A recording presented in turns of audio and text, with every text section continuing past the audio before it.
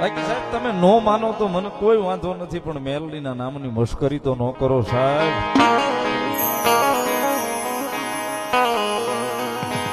નો માનો યાર, તમારી વાતો તમને મુબારક છે, પણ મેલડીના નામની મશ્કરી તો ન કરો સાહેબ.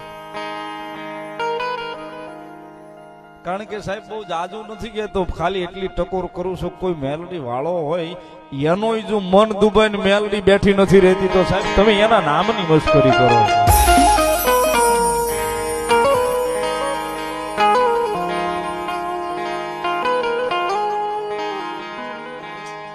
જગતના ચોકની માલપા સાહેબ જેને જેને મારી મેલડીના નામનો પાલવનો શેડો ઝાલી લીધો છે ને,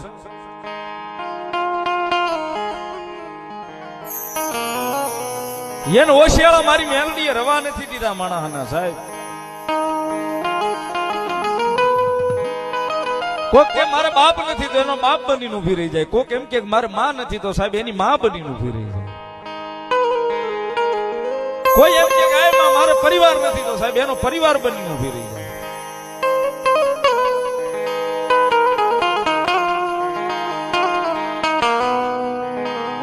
કોઈ કે મારો કોઈ ભેરું નથી તો સાહેબ ભાંગલ નો ભેરું બનીને ઊભી રહી જાય.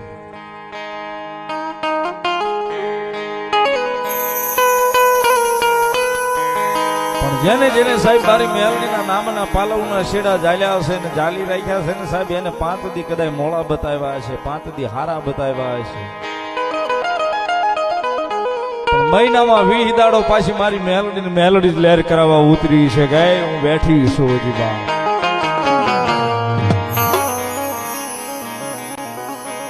બારનો ટકોરો થાય.